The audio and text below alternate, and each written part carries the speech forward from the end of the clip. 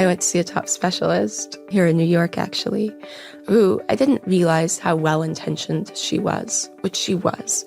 But she told me I had to stop singing, that the high notes were going to kill me, that there was nothing in the medical literature that backed up any sort of connection between singing or arias and pulmonary hypertension.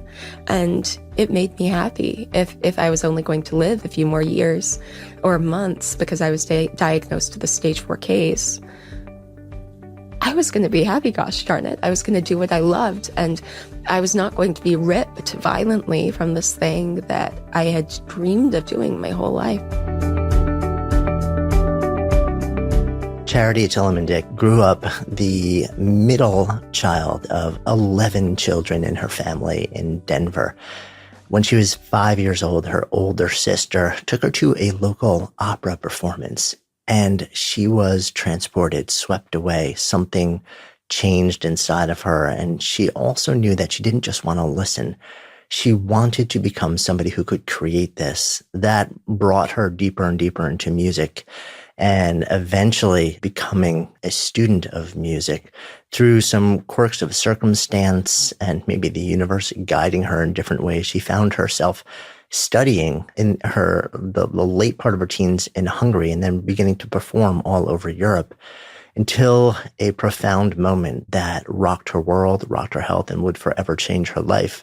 She realized she was struggling deeply with her health at the same time that her career seemed to be skyrocketing, and discovered that she had something called pulmonary hypertension that eventually led to a double lung transplant, which took her back into the career, but also again failed and led to yet a second. In today's conversation, we dive into this journey. She has detailed it beautifully in a new book called The Encore. We touch down in some of the major moments, both the early awakenings, some of the struggles, moments that kind of rocked her world, opened her eyes, challenged every fiber of her being to rise, and also delivered moments of grace and awakening and love and connection. I'm Jonathan Fields, and this is Good Life Project.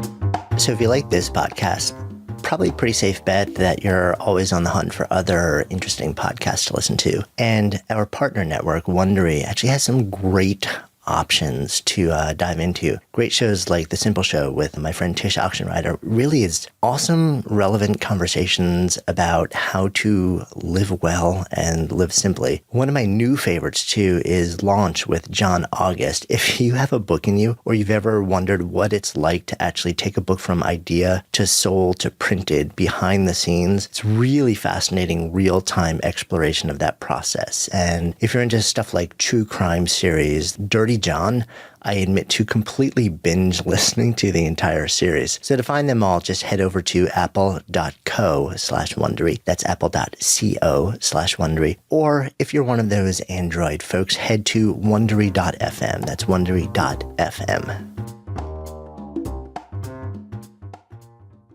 You went to college very young as well. Yeah, I was a baby. I started college when I was 14, and there's a little Jesuit school down the street. And my other siblings had started college young.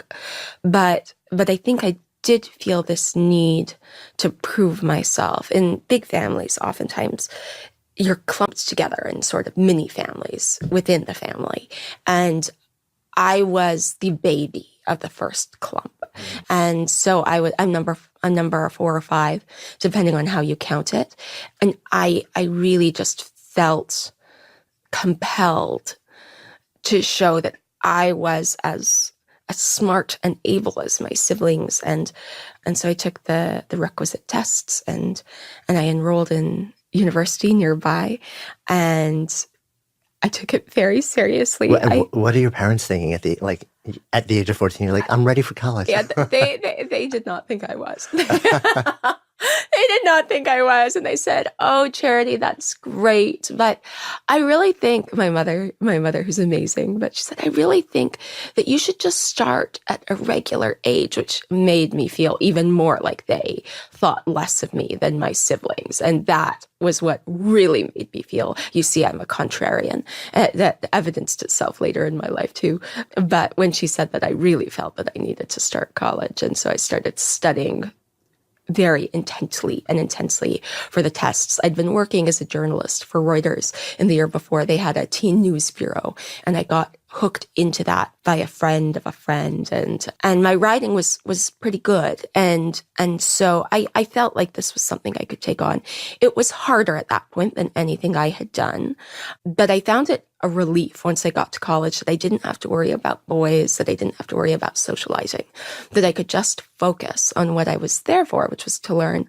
And that focus evidenced itself in my grades and in the other things that I did. I think my classmates probably thought I was crazy. I'd come to school in like my khakis and my little loafers and a blazer with a briefcase. One time I went up to, I was very involved in student life, and one of the things I wanted to do was they didn't have a music major, and I wanted to make sure that was established.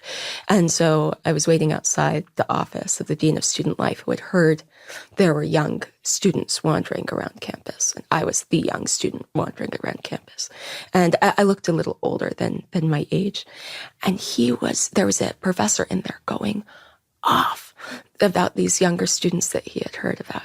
This is terrible. This is supposed to be a safe place, not a place where the other kids are worried about molesting a girl on campus, blah, blah, blah, blah, blah, blah. It brings down the experience of everyone. And as he left the office, he pointed to me and he said, "This is exactly who this hurts." And he walked away because he didn't even know who I was, but it sparked some controversy that I was there. But yeah, it was a wonderful experience. I loved the Jesuit education.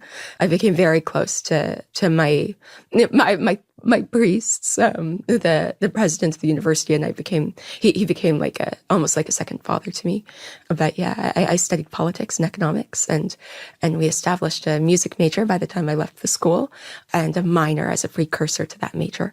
So I did graduate with a music minor, and then I went to work on political campaigns. Yeah, right. So that it's like straight into politics after that. Yeah. Was there a thought of trying to make music the center thing, or in your mind, it's like that was something that you loved, but it wasn't necessarily your path? And so it was something I loved, but I didn't feel like it had been something I had been able to study seriously enough to have as a vocation. And so it also wasn't practical. And I knew that. And coming from a big family where my parents were very much dreamers, you hear about inventors like Steve Wozniak. You don't hear about the tinkerers who pepper our country and who create incredible things every day, but aren't particularly successful inventors. And my father, while brilliant, didn't have much business sense, and he fell into that category. And so practicality, especially at that point in my life, seemed very important. So I thought I would go to law school and become a lawyer and go down that track. And I was so sad working on campaigns, and I didn't know why. And at one point I started singing so we could get into rest homes. People were sick of politics in New Hampshire. And so I asked one of the event coordinators for the senior center if I sang a few arias, if they'd let our candidate in to speak. And they said, "Well, I guess we could make that work." And when I was done, there was this cherubic little old lady who took my face in her hands. And she said, "Why is a girl with such a pretty voice in such a dirty business?" And I didn't think that politics was a dirty business. I still, despite everything that's happened, I don't. I just think they're honest about what goes on, and politics play a major role in everything we do, whether it's business or entertainment or academia, or even as students, politics play a big role. And so I think at least they tell you what's going on there. So you don't wonder, why was I passed over for this? Why didn't this happen? It's politics, it's politics. But after about 6 months of campaigns, I knew I would hate myself if I didn't at least try my hand at music. And then as I jumped into my father's city council campaign to manage the first part of that, and then they brought in another campaign manager for the runoff. In the midst of that, I really knew that it was going to be my last campaign, at least for a while. I needed music in my life. I think everyone has relationships like that. Sometimes they're romantic, where there's this turning point where they realize, no, like this thing or this person is actually essential to who I am and what I'm going to do and where I'm going to go. And so the campaigns were a turning point in my life. Yeah. How did you make that transition? What was the... So I applied to a number of music schools, but I applied late because I didn't decide until, I guess I applied to Curtis and to Peabody. And Curtis takes like 1 or 2 people a year. Yeah. And so I got the nicest rejection letter I'd ever received. And they're like, because I made it to their final callback. And they're like, we thought one of our colorators was graduating, but she's not. And we don't have space for another one because they're very selective about how they accept singers. I had made a vow to myself not to go into debt if I was going to study music. And so that's why Curtis, because even if you go to the best conservatories in the world, it is mighty hard to pay off those loans unless you marry a banker. Curtis is free, right? Yes, that's right. And I think there are now the graduate programs at Yale are free. I think the graduate programs at Juilliard now might be free. And then there's, I think is it Colburn in California, is free, but they do more musical theater than they do opera. And so I applied to Peabody late and I got in, but they were out of money because if you apply after their first entry period, they tell you that there aren't scholarships left. And so that was that. And then I applied to the University of Denver also late, but they have a bigger endowment to pull from and they gave me a full scholarship. So even though I wasn't too happy about it, even though they have a great program, I just didn't want to be in Denver anymore, especially after losing a campaign. It hurts. I was going to go to Denver. But then I went to my grandfather's 75th birthday party and I thought I was going to a voice lesson. And it's funny because they were speaking Hungarian in the voice lesson. And my family came to the United States via Hungary, where we'd been for many hundreds of years on my mother's side. And it was funny because even though the teacher was speaking Hungarian in the lesson, I instinctively knew what she was saying. Singing is very physical. My Hungarian teacher used to say, "Olyan sport." It's like a sport. And it is. And so she would give me all of these physical prompts and I knew what to do. And then she left for a moment and she told me to sit. This was in Hungary? This is in Budapest at the Opera House. And she brought in this line of distinguished looking people and they all sat down and she told me to sing what I had just sung again. And when I was done, the most distinguished looking of the people stood up and she said, "You will join us at the Liszt Academy of Music this fall." And they had full funding for me. And so I stayed put. I was like layering capri pants till November when I got the rest of my clothes. But yeah, it was an incredible year. So it kind of came out of nowhere, completely unplanned. Yeah, it's funny because I had been preparing for it on the one hand for a very long time, and then it just happened. I think it's a theme in my life that I do all of this preparation. I face a great deal of failure in the path that I think I am supposed to take.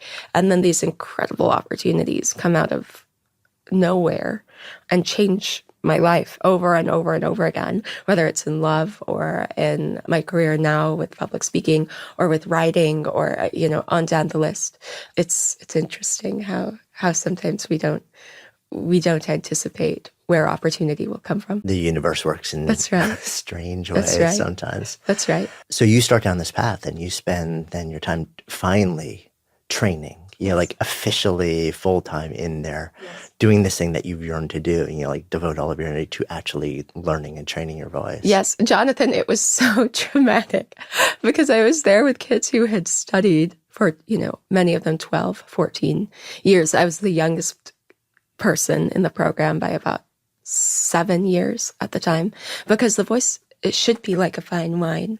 It gets better with age. And if you train it too early, you burn out. And it's a problem that we have in the United States because we throw these kids into undergraduate programs in opera, and they, bless their hearts, have no idea what their voices are going to turn into. And they start singing repertoire that's too big, and it trashes their voice later on. And they also don't have the right sound for big stages oftentimes. So, but I'm younger than my fellow students, and I'm feeling this weight of responsibility to like my vocal cords and everything else that they tell me all the time. Like, if you sing repertoire that's too heavy, you'll kill your voice. And I'm learning a new language, and I felt so out of place until exams, that like it's essentially the midterm exam, where they have everyone get on stage and sing 5 to 6 art songs and arias. And then they bring everyone into a room and they give you your evaluations in public. And they are like, they dismissed, 6 singers from the program. Wow. While we sat there. And these kids, they were all extraordinarily good. My teacher only had at Peabody, which is no slouch, conservatory. My teacher had 30 students in the entire program in Budapest. I think there were 37 students, and we had 12 teachers. And so every teacher only had a couple of students who they poured everything into, their connections, their experience, their technique. It was a real apprenticeship. And so as, the student before me was dismissed from the program, and I was holding my breath because I knew I just had so far to go, but I had a benefit, which was I was the only coloratura there. And, coloraturas have these very high, very agile voices. The Queen of the Night, which is a very famous aria, is a coloratura role. Violetta and La Traviata, there's a lot of coloraturas singing in that role. Gilda, a lot of roles in the bel canto repertoire in particular are coloratura roles. And I had a very high, very agile coloratura voice. And so I'm sitting there preparing myself to be dismissed. And they loved me, and I was so happy. It was like this moment of reckoning where everything went my way, and I was so relieved. But at the same time, my body it felt like it was falling apart, and I thought I was crazy. And I would go to bed every night, and I would hear my heart's valves snapping open and closed, and I thought it was just anxiety. But I'd also get extremely winded doing almost anything, from standing up to running for a train. I started having these fainting spells. They actually started in Denver. And I had 2 when I was dancing and 1 when I ran to catch a tram. And it was this strange dichotomy where everything in my life seemed to be going better than I had planned, but where my body seemed to be falling apart. And I don't know, it's funny how that happens. What happened that made you realize that something bigger was going on that needed to be addressed? Well, this gets into charity crazy zone, and you can zone out if you want to. But my mother went to divinity school, and she's very much, I would consider her very much like a Mormon mystic, if that makes sense. I think that if we would have been brought up as Jews, that me and my mom would have been way into Kabbalah. But she always taught me that if you have a problem, that you can pray and receive answers. And that's a very strong tradition in Mormonism. Joseph Smith, we believe, he prayed and he received this very vivid vision of what he was supposed to do. And I have had many very vivid experiences in my spiritual life. And then this was one of them. But I had one of these fainting spells, and I came home. It was a Valentine's Day dance. I was dancing with the dishiest boy. He was so handsome. And I fainted while we were dancing. We were both very good swing dancers. And I just got carried away, and I thought it would be romantic to faint into the arms of the handsome man. It is not romantic at all, in case anybody is wondering. But I was really concerned, and I got home and I said this prayer, and I pleaded with God. I said, please, if I'm okay, please just let me have some sense of peace, because I am freaking out right now. Like this does not feel normal. And I felt this pit in my stomach. And I opened my scriptures to the Book of Kings, just randomly. It kind of, that was how my mom taught me to do it. You like sort of let the scriptures fall over. It's sort of like a non-pagan version of a Ouija board. And it told the story of this king who had wanted to win a war, and he promises to sacrifice whatever he sees. And if he wins this war, he opens his eyes, or whatever he sees first, and he opens his eyes, and his virginal, lovely daughter comes in the room, who is his favorite child, just as he opens his eyes. And so it's this horrible story of virgin sacrifice. And she's given like 3 months to go mourn her virginity. And, you know, I'm a very religious person, and I was very much a virginal, you know, I was 19-year-old at the time. And I just about lost it. I called my mom and I told her what had happened, and I don't think she took it quite as seriously at the time, but she asked me if I wanted to come home. I didn't. I was very happy where I was. I loved being in Budapest. I had wonderful friends. I was making wonderful music. I loved my teachers and I loved my school. She said, okay, well, be careful, go see a doctor. And I think on the side, she made sure that everything was in line with my insurance, just in case something was wrong. And I went to see a doctor, and they told me that I had really low blood pressure, which I did. It runs in my family. And that I needed to eat more caffeine. They told me to drink coffee, and I told them I didn't do that. And they said, well, then eat dark chocolate, which was fine with me, and eat more salt, which salty food's delicious. So that was also fine. A little did I know that at least the second directive was extremely dangerous for me at the time. And I didn't have any more fainting spells, but for the rest of the year. But I think it was mostly because I really moderated my physical activity. I stopped going to the tram because it was up a very, very shallow incline, and going up hills was very difficult for me. So I would walk to the bus where I couldn't see the bus stop, so I wouldn't speed up. I couldn't see the bus stop till I rounded the corner, so I wouldn't know if I missed the bus or not. And it didn't matter that it was like 5 times further away. And I started spending more money on taxis, and I started socializing less. And it really got to the point where it was just me and my music. And it was okay, because that's what I was there to do. I really loved my music. It was my partner, and I was okay with that. And then I went home and I was diagnosed with pulmonary arterial hypertension. That was a really long way of getting to that. I'm good at making relatively simple points really long. So.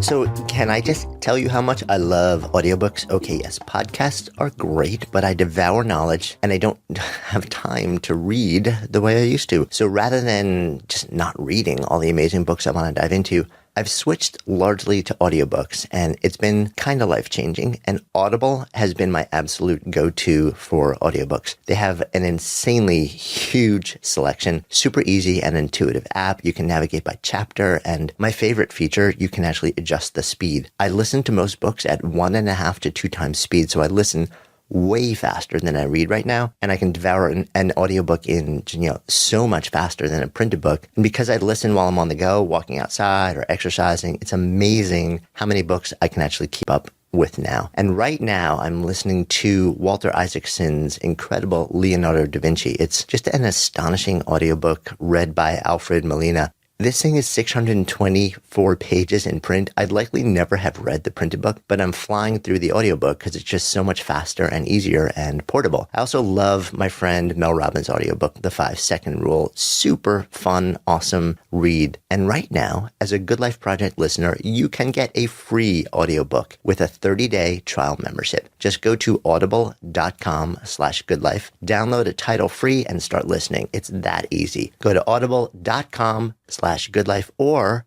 you can text Good Life to 500-500.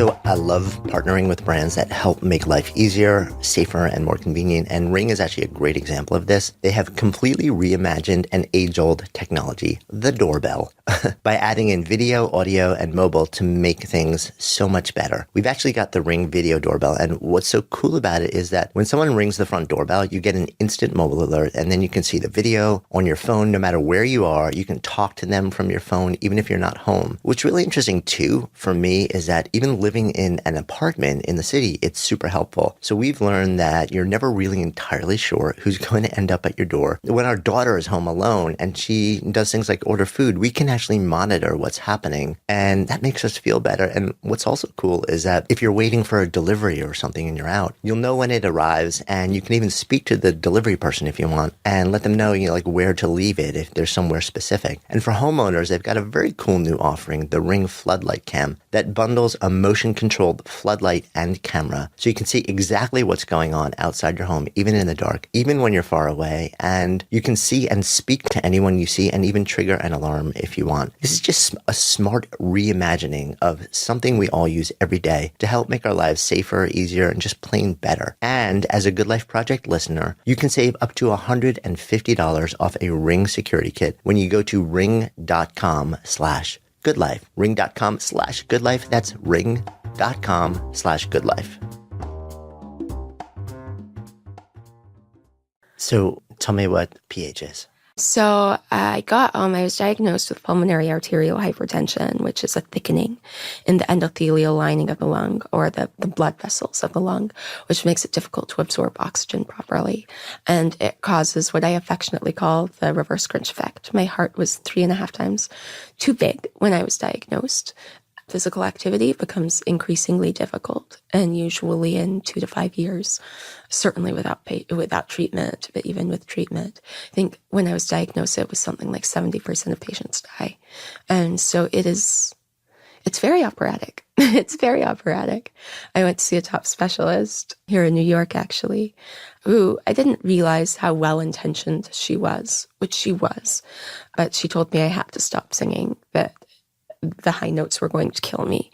But there was nothing in the medical literature that backed up any sort of connection between singing or arias and pulmonary hypertension.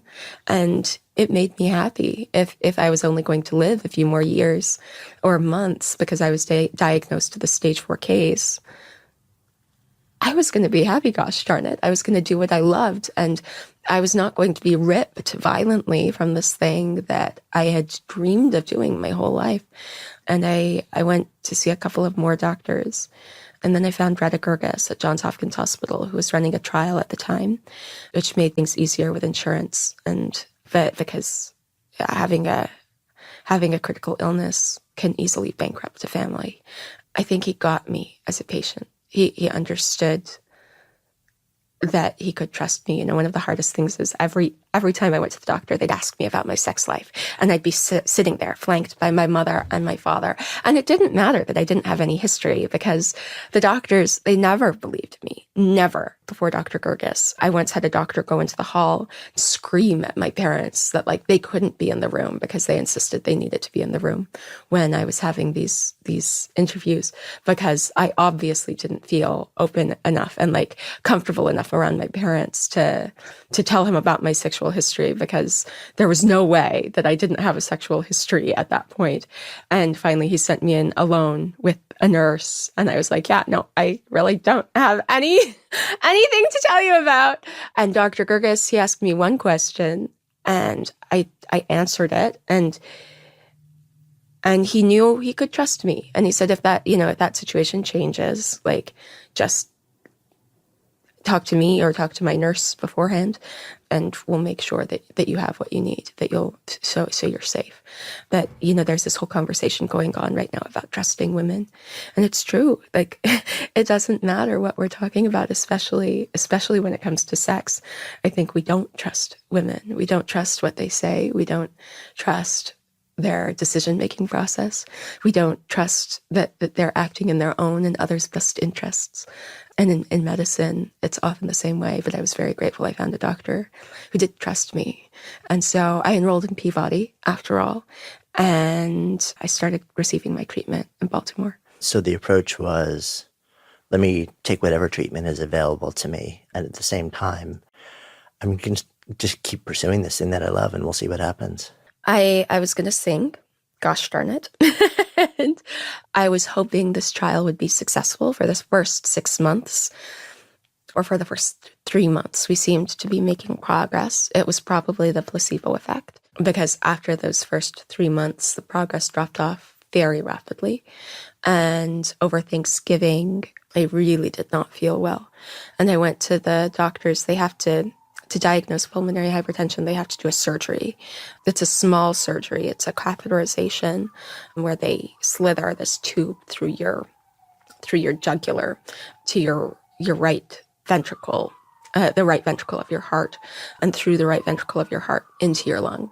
And they measure the internal pulmonary pressures because while my external pressures in my arm were very low, within my lungs, they were very elevated. And when I was diagnosed, I think they were around 80. And by the time 6 months had elapsed on this trial, they were 146.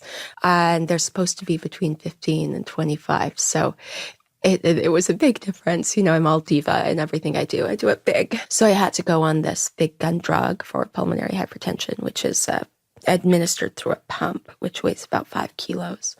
It was not ideal for singing, and it was really hard to manage. You have to mix the medicine yourself, and you have to keep it on ice all of the time. If you get a bubble in the medicine when you mix it every day, you can die. If you go through a metal detector, you can die. It's very fast acting. It only works for about 45 seconds.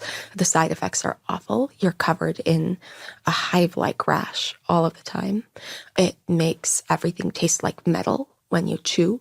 A lot of people feel like they have a flu the entire time they're on the medication. I had just started macrobiotics a few days before I went on the medication. I think it really alleviated a lot of the side effects that I know a lot of my fellow patients went through. And it's a very strict diet, which is like a whole grain-based diet where you can't eat very much, is the truth. And you have to like chew your food 20 times. Or 50 times, excuse me. It's really complicated, but it did help me a lot. You were performing at the same time. Yeah, I was performing. I stopped, obviously, when I went onto this medication, because when I had that heart catheterization, they kind of put me inpatient almost immediately. And so I had to get a number of incompletes that semester. But within a few days I was walking again. Within a week I was singing again. And in a few months I debuted at the Kennedy Center. And so the medication worked, but I had to find a way of hiding it. The first time I sang just at a class recital after the surgery to insert this pump, I used to carry it around and my mom got me a Longchamp bag, we did not do designer bags in a family with 11 kids. It's an easy way to cut expenses. But she thought that I needed something special. So I carried this Longchamp bag around with me everywhere. And I got up on stage on the little platform to sing this aria for my class. And this girl, who I think she was kind of well-intentioned, she also kind of did not understand why I carried around this bag with me all the time, because I really tried to keep my disease quiet. She lunged for my bag. And she said, "Put down your silly bag." And she grabbed it, and I was able to grab onto it before she pulled it away because it was attached surgically to me. But she could rip it out. Like, that definitely was a possibility. And it was then that I realized I needed to find a better solution when I performed. And so I'd get a girdle and I'd put it on and I'd wrap the pump. I'd stuff it into the girdle on my thigh, and I'd stuff the pump into the girdle, and then I'd wrap it with an ace bandage, and I'd do that when I performed, and so between scenes, between numbers, I'd go and I'd put it on ice, but that was my solution. How did you feel when you would come off? I mean, was it exhausting when you came off stage after something like that? I always found performing very invigorating. I still do. I think I've been in, I've had, my husband counted them up. I've had 40 together with performances, readings, talks, and press stuff. Over 50 things that I've done in the last month. And in between, I'm exhausted, but when I'm in the midst of it, it's wonderful. And it gives me a great deal of energy, especially when I sing. And so for about 2 hours, 3 hours afterward, I'm floating. And then I collapse and I'm tired. At some point, even this therapy stops working. Yeah, so I'd gotten a fellowship to study in Italy from my university, from Johns Hopkins. And so I was in Florence, commuting between Florence and Milan, doing research. And then 2 days after I got there to do research, I met this great old conductor who started casting me in all of these roles. He really liked my voice, which was great. I think he also thought I was cute and that I should marry his son, who was 65 and I was 23. So that didn't end up working so well, but he was a wonderful conductor and very, very famous. And I learned a great deal from him. And then I got a fellowship to go and study with one of my musical heroes, Eva Barton, who's a very famous dramatic soprano back in Budapest on a Fulbright.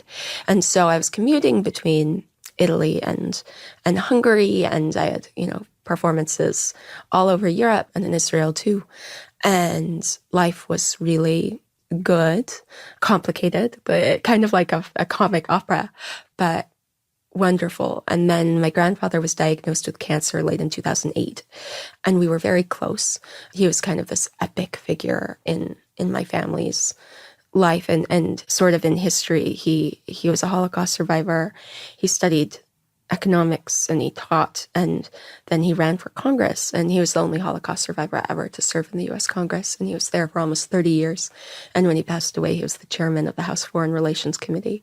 And so it was this real rags to riches story. Not riches, but because he was never particularly wealthy, but he made a great difference in many people's lives, and we were extraordinarily close. And so his death was very hard, but what came next was even worse. My father, exactly 2 months later, was driving in the mountains when his car malfunctioned, and he had burns over 70% of his body, and he died.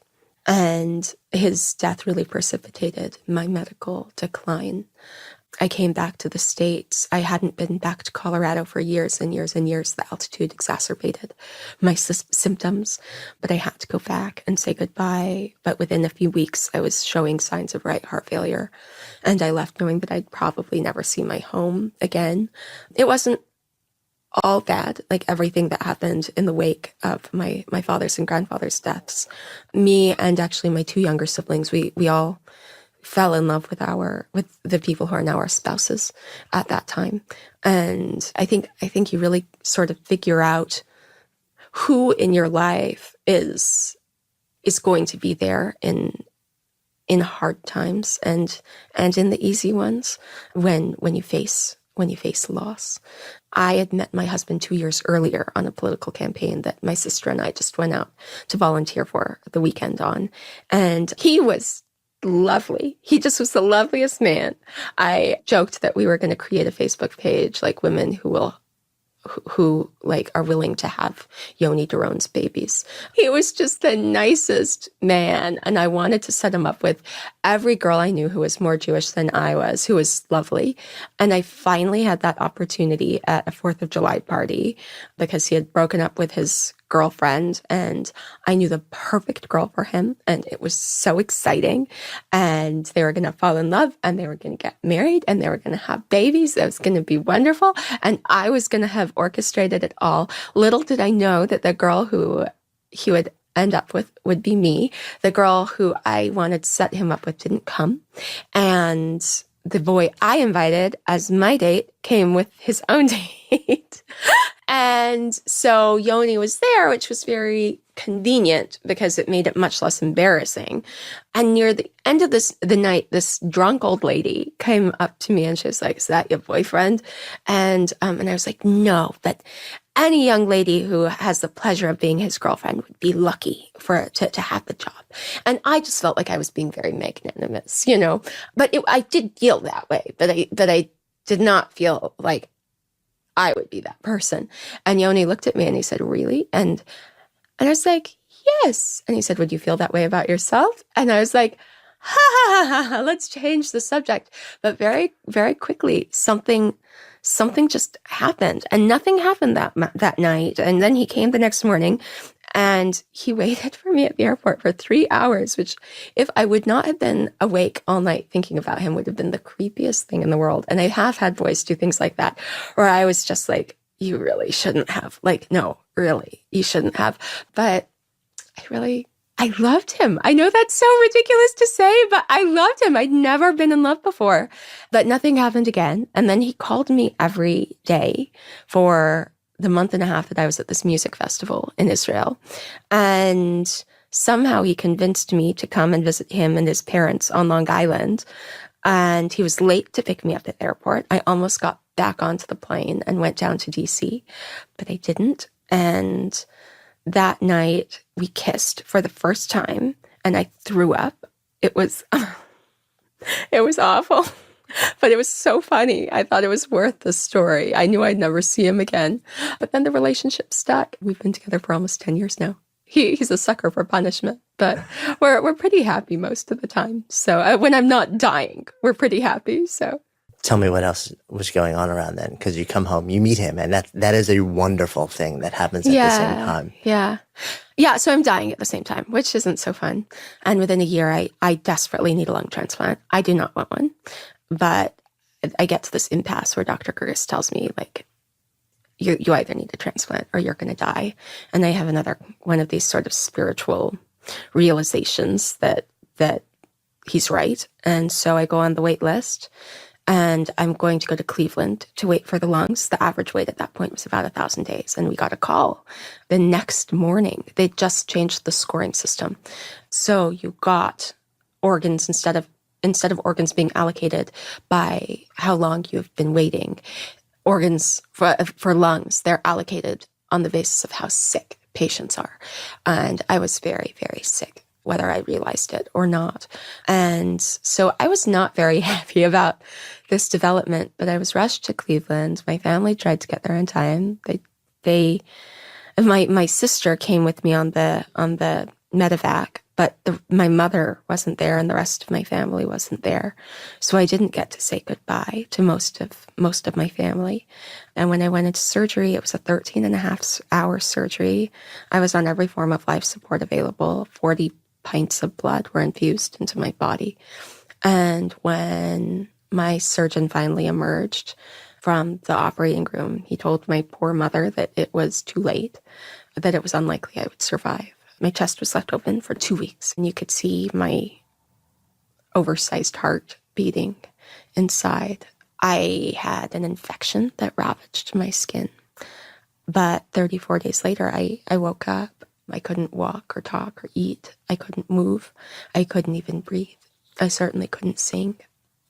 But when I looked up, I saw these 3 figures, and I didn't know if they were angels or people. And then the center figure, I squinted, and I could tell it was my mother, and I realized I was alive. And in the midst of the terror of not being able to breathe, not being able to talk, not being able to do anything, I did have this immense gratitude because I realized I was alive. And it would be 2 months before I could breathe on my own. And it was over 100 days before I'd go home. But I did. I never thought I would do it again, but I went home to Denver. That was the beginning of the next chapter, or the next act. Okay, so do you hear that?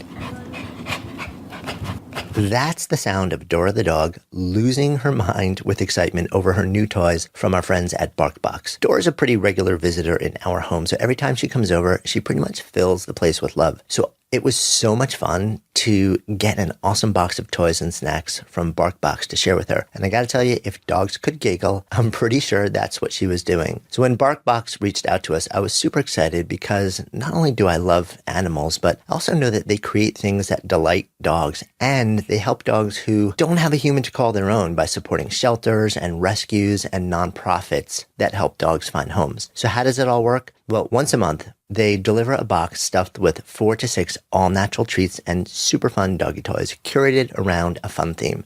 And after shipping more than 50 million treats and toys, they know what they're doing when it comes to what dogs like. And in fact, they're so committed to your dog's delight, they'll even replace any item that your pup doesn't like. So to get started, you just choose your dog's size, select a plan. And by the way, you can cancel anytime and get free shipping in the US. And then every month, your bundle of puppy play Nirvana arrives. It's an amazing way to ensure that your best friend always feels loved and delighted and never gets bored. For a free extra month of BarkBox, and for Good Life Project listeners, when you subscribe to a 6 or 12-month plan, you will get a free extra month of BarkBox. Just go to barkbox.com/goodlife. That's a free extra month when you subscribe to a 6 or 12-month plan. barkbox.com/goodlife. Oh, I see. We like the toy. One of the reasons, I mean, there are all sorts of reasons early to be concerned about double lung transplant. Was one of them for you, in addition to what your sort of like any other person would go through, was part of your hesitation, not health, but you'd spent your life, like these were the instruments of the expression of your passion. Yeah, I'd spent my whole life learning how to breathe, is the truth. And having these lungs that I had trained at this point since I was 3 years old to work with my body to facilitate breath, to facilitate sound, to facilitate music and expression, like, was the worst thing in the world. When people say things are the worst thing in the world, I think that it's usually an exaggeration now. I hadn't gone through election 2016 when I thought it was the worst thing in the world. But at that time in my life, it was the worst thing in the world. And I couldn't imagine having to retrain my entire body. And that's what I had to do. Did you think emerging from the surgery when you realize, oh, I'm actually alive, and then 100 days later you go home to Denver, in your mind, because I'm sure you had conversation with your mom and with your surgical team and your doctors, like, can I ever, like, first, of course, is like, will I be able to live? Okay. But eventually when that question starts to look like, yes. I'm alive, I'm going to continue on, like, will I ever sing again? Yes. The hospital is this amazing evolution of emotion. So first, you're just grateful to be alive and to see these people that you love and who care for you and that you care for again. And then it begins, like, the grind of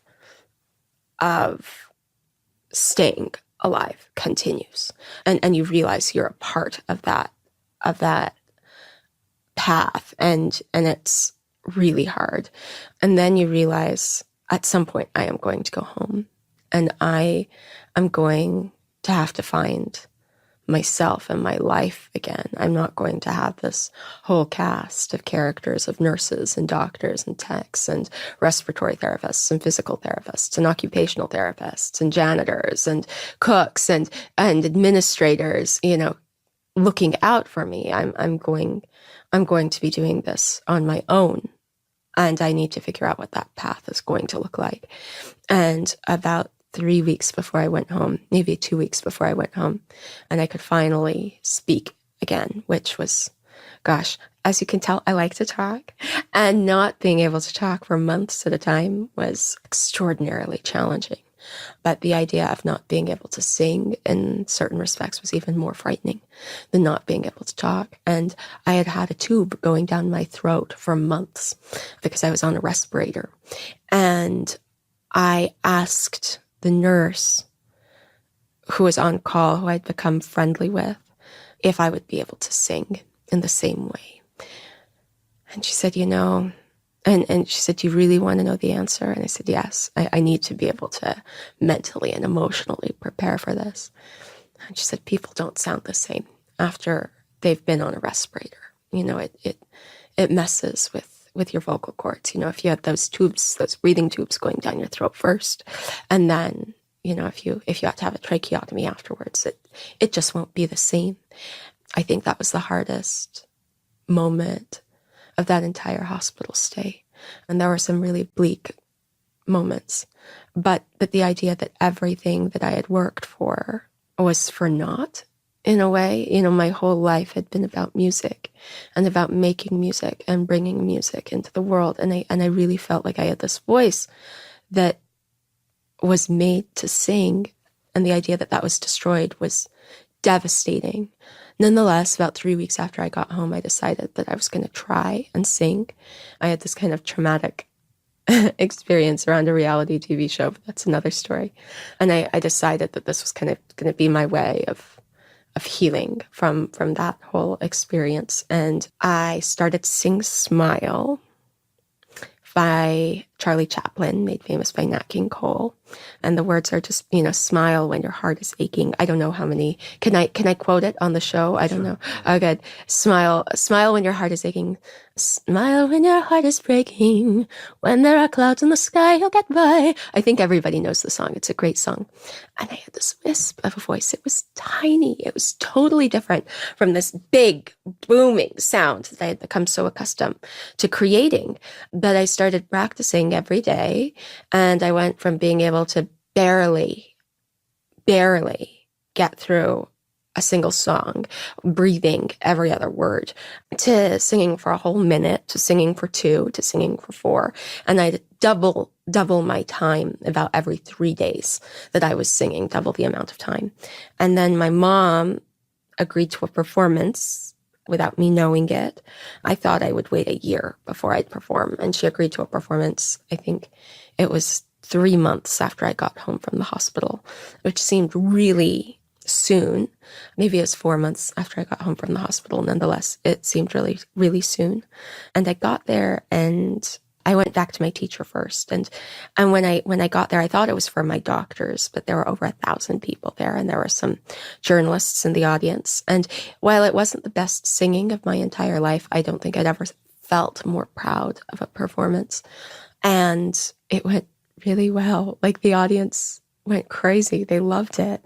And soon the story went kind of viral, and I was fielding invitations all across the country and all around the world. And it was really exciting. So everything's coming back. The universe is rallying back to support you. And the career returns, the voice returns, and you're on stage also with new lungs and without the, I guess now, well, because of the transplant, you're on a different medication regime because you have to be for anti-rejection. But at the same time, the device and the PICC lines and stuff like that were no longer a part of your... Yeah, it was a different experience of performance, and they were different lungs. So especially with the first transplant, it was the experience of singing just felt very different. They never felt like they were quite my lungs. I never felt like I got a full breath. And so breath support and control, it always felt a little further outside of my grasp than it had before the transplant. I don't think those lungs and I don't think, I know this sounds strange, but we didn't know each other that well. And they actually didn't fit that well. The surgery, one of the reasons it was so complicated is they had to trim the lungs and then sew them shut. And so they were like too big for your body, essentially? Yeah, they didn't realize it at the time, but I'd lost a lot of weight before the transplant. And the measurements had happened when I weighed about 15 pounds more than I did when I finally got the transplant. So they worked, and I sang well, but they still never felt like they were quite my own. Things went really well anyways, and my career was building, and I had requests from Universal Music to do an album, and I got a card at my first performance from this man who had a little goatee, and he said, "Call me, you're gonna open a big TED conference this fall. And I'd been in Europe before all of this happened. And then I had been falling in love and dying the 1 year I was in the States. So I had no idea what a TED conference was. And so I was like, who's Ted? Like, I think I actually asked him that. And so I ended up sending him an email, and he connected me to this fellow named Richard Saul Wurman and his partner at the time, whose name was Mark Hodosh. And so I ended up opening a big TED conference, which also kind of changed my career, and it thrust me into the arena of not only singing but public speaking, which it was a good match. And this experience of making music and telling my story was in many respects what I had been primed to do. I just didn't know it. And so I'd do concert work, and then I'd sing and I'd tell my story, and it was great. And then I got the flu and I started rejecting my lungs. And so it's literally like you get one virus and everything changes. So it's not always like that, but this time that's how it happened. And I had one nurse. I have had an incredible cast of nurses and doctors who have, by and large, been just amazingly attentive and caring and decent. But I kept on calling this nurse who was my transplant nurse, or one of my transplant nurses, because one of them was great, about this bug that I couldn't seem to shake. And the nurse kept on brushing it off and saying, oh, these things just happen sometimes. You just have to let it run its course, which felt contrary to everything I'd heard about transplant. And also, I mean, the part of the medication that you have to take when you have a transplant is essentially suppresses your immune system. Exactly. And so before I knew it, this infection had turned to full-fledged chronic rejection, which meant my lungs were irreparably damaged. Now, everyone who has a transplant goes into rejection. I've been in rejection for 2 years, and my lung function is pretty close to the same as what it was 2 years ago. This rejection is very slow, and it could take 25 years to run its course before I would need another transplant. So rejection is part of everyone's life in different respects. And in transplant, rejecting the organs inside of your body is also just a part of what life will eventually bring, especially for lung transplants. But this was a very rapid rejection. And I could feel my body declining with every day, because you blow into a spirometer every day when you have a transplant. And I could see the very slow but precipitous downward march of the numbers. And it would just be like 1/1000th of a liter less than it was the day before, or 4,000ths of a liter less than it was the day before. But instead of it being this consistent line, it was this downward march. And then in April of 2011, I got an invitation to debut at Lincoln Center, which was really exciting, but I didn't know if I'd make it because I knew I was sick. And I'd been traveling and doing a lot of public speaking, but I really wanted to get there. And so that became my goal. So it was interesting. It was another one of these times where everything was wonderful. My career was blowing up. I got engaged the next month to this man who had been by my side through all of this drama and trauma and personal disaster, but he'd also been able to be there during a lot of the triumph, which was wonderful to share with someone who had shared so many challenges with me. And so we were engaged to be married, and I was getting ready for my Lincoln Center debut, and I was in, 2 to 3 cities, sometimes a week, sometimes a month, depending on which week or month it was, and singing or talking. And so life was good. I was making a lot of money. Everything was lovely, except I could feel my body declining and dying. And by September, which was the beginning of the month where I was supposed to make my debut, I couldn't do more than sit in the corner of my apartment and try to breathe. But inexplicably, I could still sing, which was very, very unexpected. And so once a day, I'd take off my oxygen. I think I was on 10 or 15 liters at the time. And I'd belt out the aria from La Traviata that I was slated to sing at my debut. And after there's a final high E flat at the end of the aria. And after singing it, I'd kind of crumple back into my heap and start breathing again. I just didn't know how I was going to get to Lincoln Center alive. It was challenging. It was dying is an ugly sport. And yet you went to Lincoln Center. Yeah, I did it. My doctors pumped me full of antibiotics and steroids, and I did it. It was, debuts can be a big letdown. You're a bit of a musician. You know how that goes when you put all of this work and effort into something, and then you do it, and maybe it goes really well, but it's done. And it's just a letdown. Sometimes I've heard books can be like that too for people, that regardless of what happens, you've had this thing that you've been working on and toward for such a long time. And then you finally get there and you do it and it's done. And it's kind of sad. It's like a kid graduating from some institution where it's just further away and they're not going to be a part of your life in the same way anymore. And it's a little bit sad, This debut was not like that. This was exactly what I always imagined a debut would be like, and so much more. I remember afterward, I was just tingling with excitement. I was on a lot of steroids at the time, so that could have been it.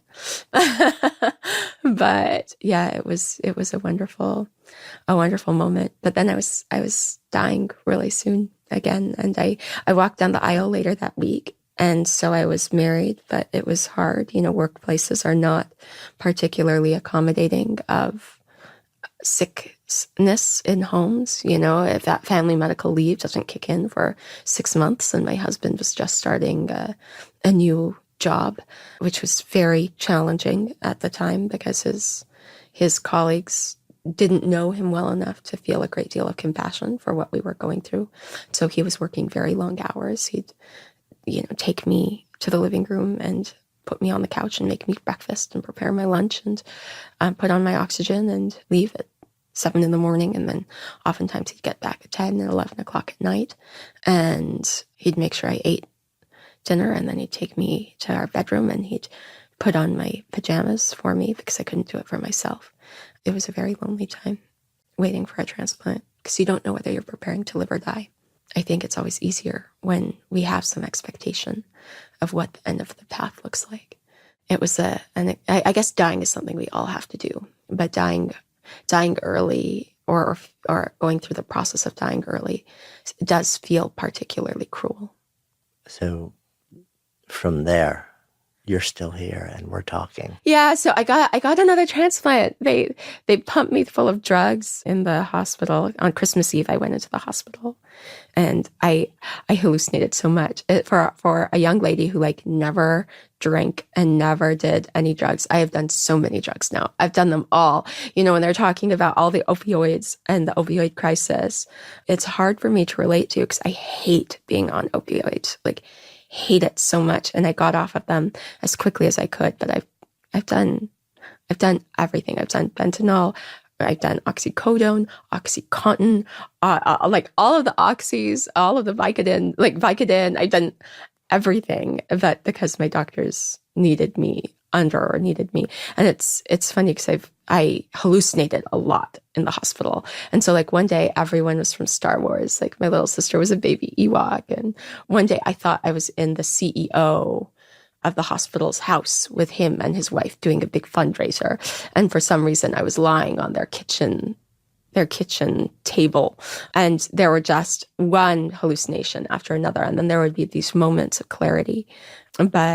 But I didn't think I'd make it out of the hospital alive, but I did. I got a match. I got a transplant, and it has been a wonderful match. From the first breath I took, it felt like a better match than my first transplant.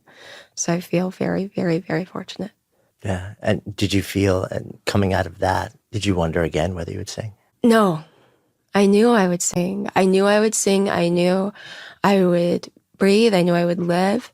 And I knew it was going to be easier, and it was, especially for the first, 3.5 years, it was a lot easier. But one of the things with transplant is, since it weakens your immune system, it also makes you a prime candidate for cancer. And so 3.5 years after my first transplant, I'd recorded a top-selling Billboard classical album, and I'd just signed this big book deal. And my husband and I, we'd been living in Harlem. He founded a company with his cousin early on in our marriage, about a year after he started that first job that was very difficult when I was sick. And so he had been kind of managing me more or less full time. And then his company really started to take off. It's called Branching Minds. And so we were here because he was doing Techstars, which is one of these big incubators.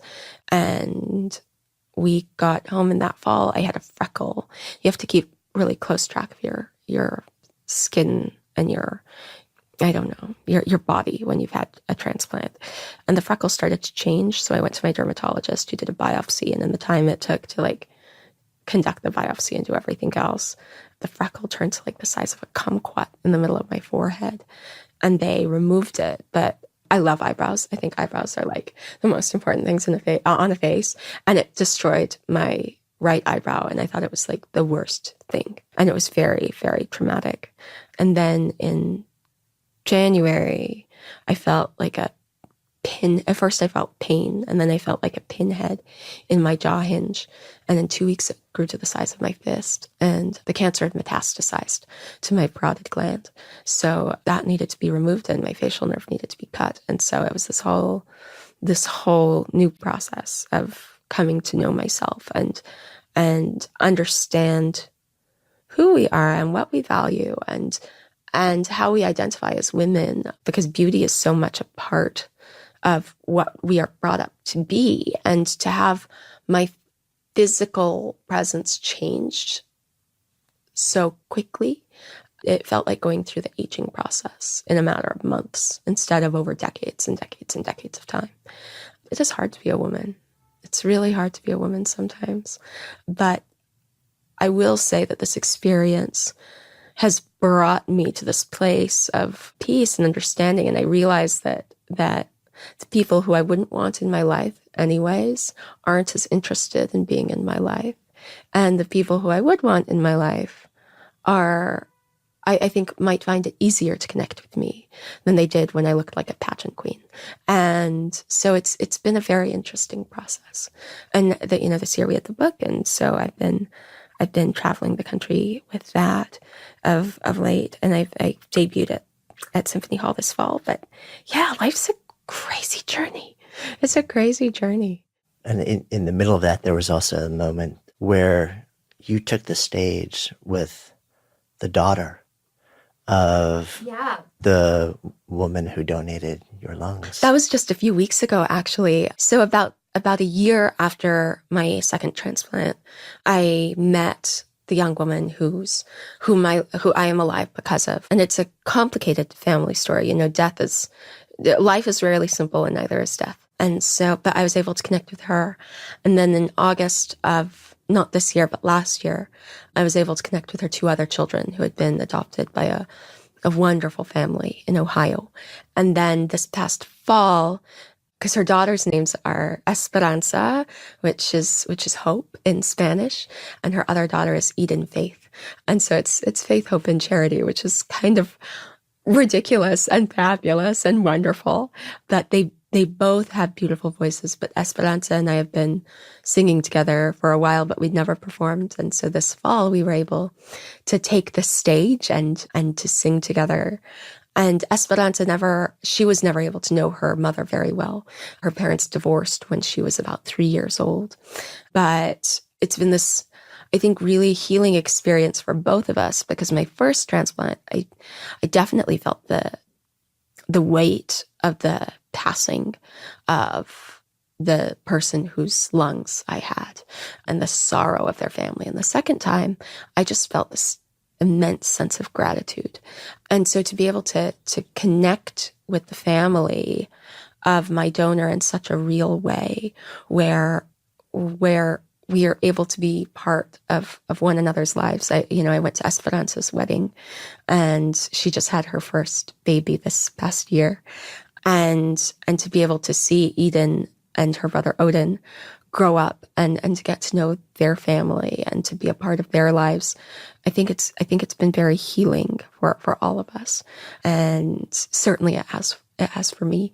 And so, but Esperanza has a wonderful voice. So yeah, that happened, and it was magic. But I think more than anything, transplant reminds us of how connected we are as a human family. I breathe with the lungs of an immigrant. I have one adopted sister, Dulcia, the one who took me to the opera when I was a little girl.